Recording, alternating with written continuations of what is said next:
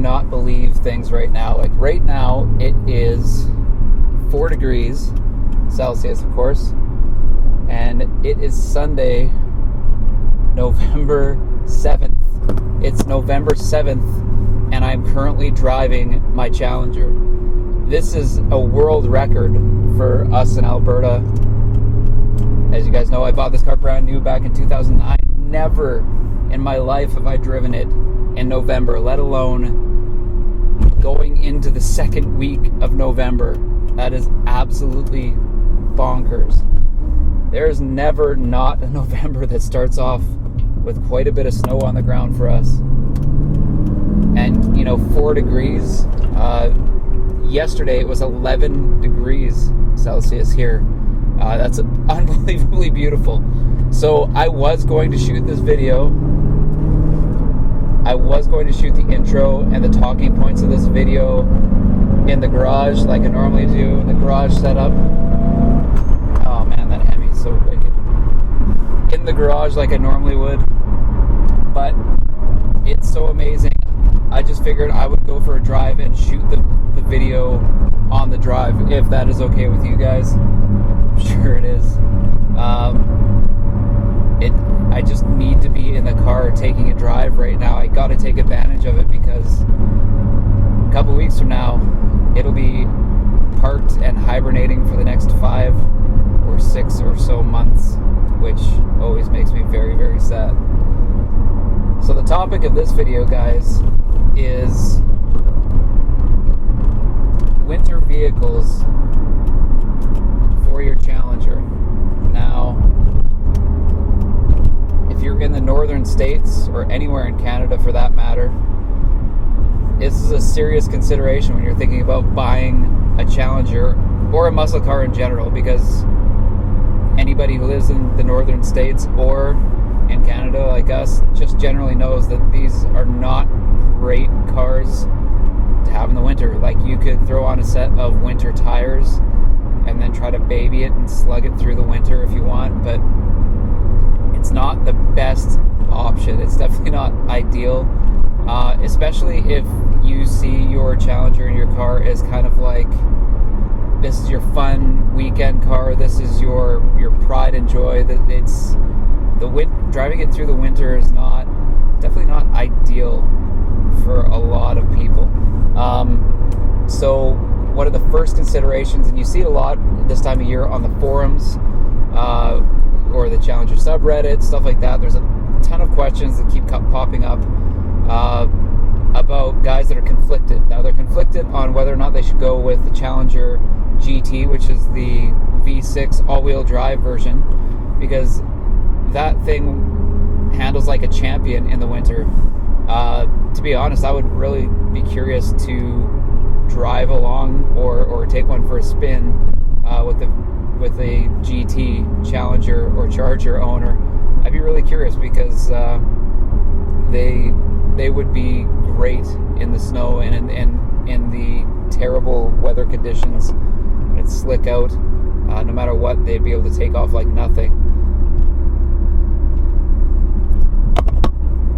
But one of the considerations for most Challenger owners is, do they go that way so they have something they can feel confident and comfortable with in the winter, or do they go with a big Hemi and then look at getting a winter vehicle as well, or something that they can drive for the winter and keep the Challenger as kind of like, their own personal halo car, like even if it's not a demon, I suppose it's just like their own personal summer fun, performance, go for a cruise, good times kind of car. That's the way I've looked at my car since I bought it.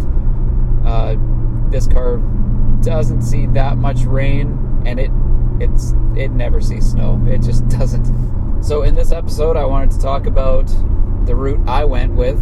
A lot of you guys may know I drive a 2012 Jeep Wrangler JK with a 3.6 liter Pentastar V6. That is my kind of daily driver slash winter warrior, if you will.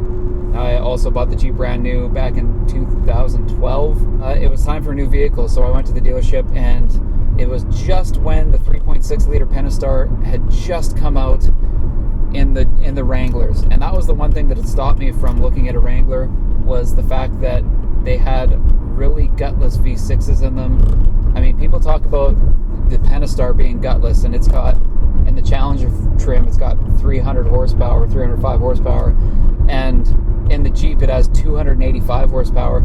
That thing flies compared to what was available in Jeeps all the way up until 2012 when it was released. That was the one thing that was stopping me from getting a Wrangler, was I didn't want the kind of gutless, like tired 3.8 V6, I think it was, that replaced it.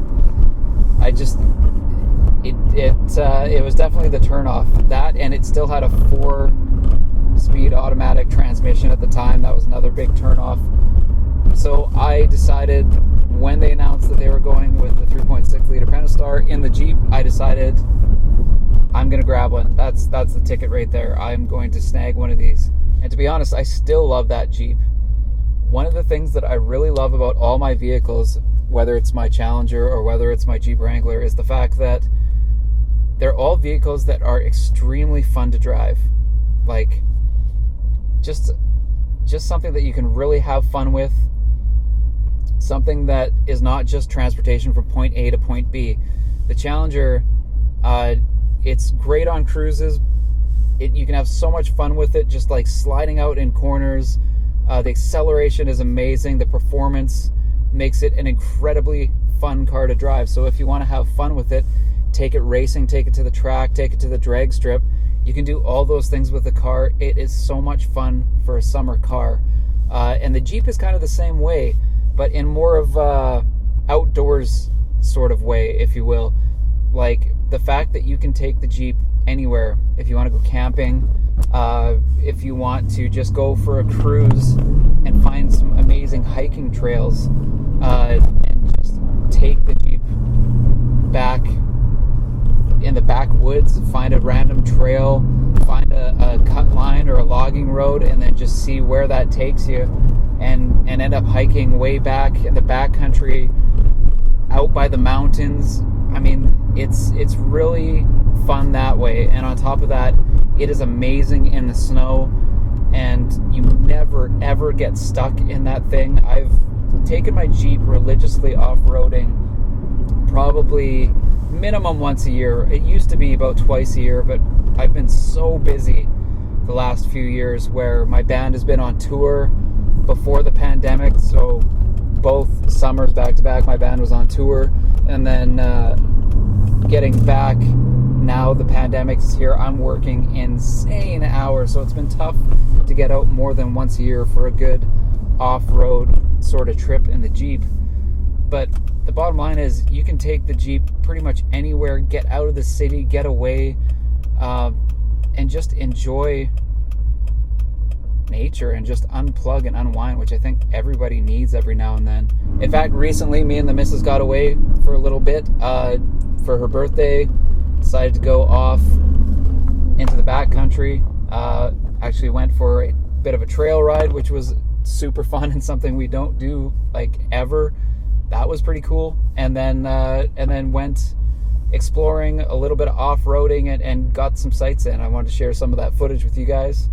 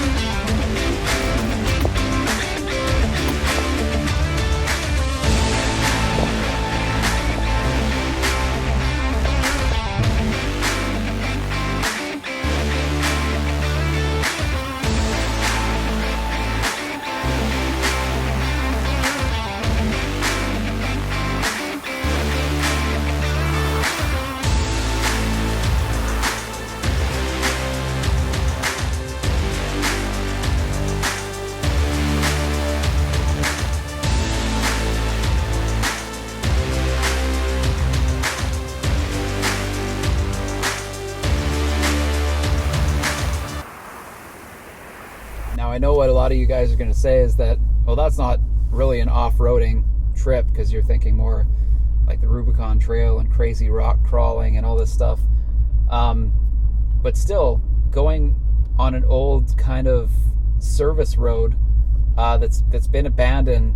I mean, there's sections of that road that was just kind of basically like a gravel road through the woods, which were fine, which anybody could almost drive on. And then there was many sections of that road that were just completely beat up, and there's no way you're getting through that road unless you have maybe a truck or something, or a bigger SUV like a Jeep, for example. You need that ground clearance.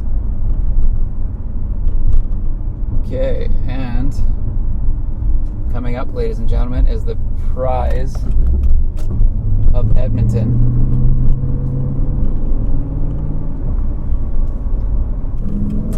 Edmonton's pride and joy, ladies and gentlemen, Rogers Place, where Connor McDavid single-handedly pantsed 4 Ranger players the other night and went in to score the most unbelievable goal of the year.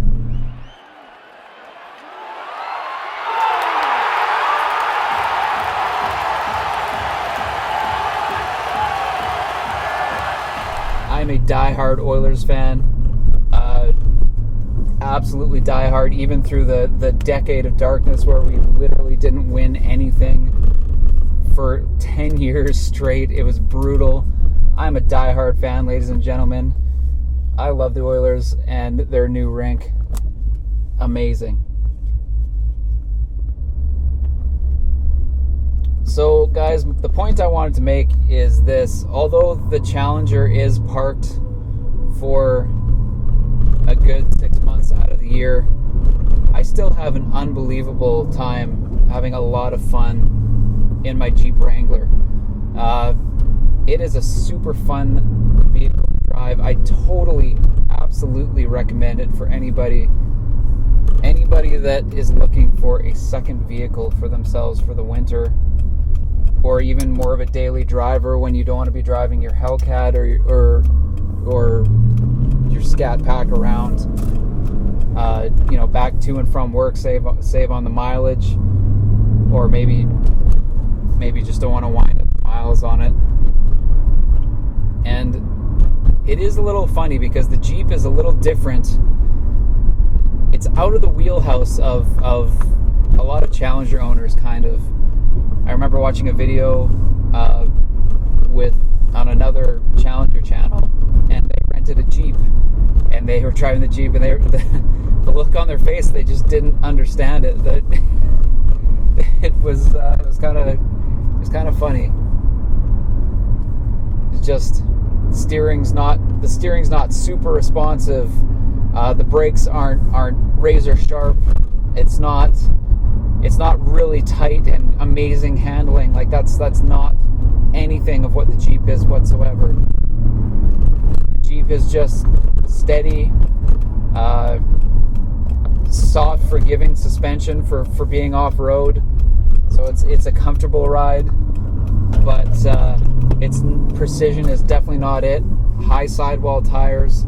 The steering isn't super tight. It's just one of those things. But it's got its own charm and its own character all on its own.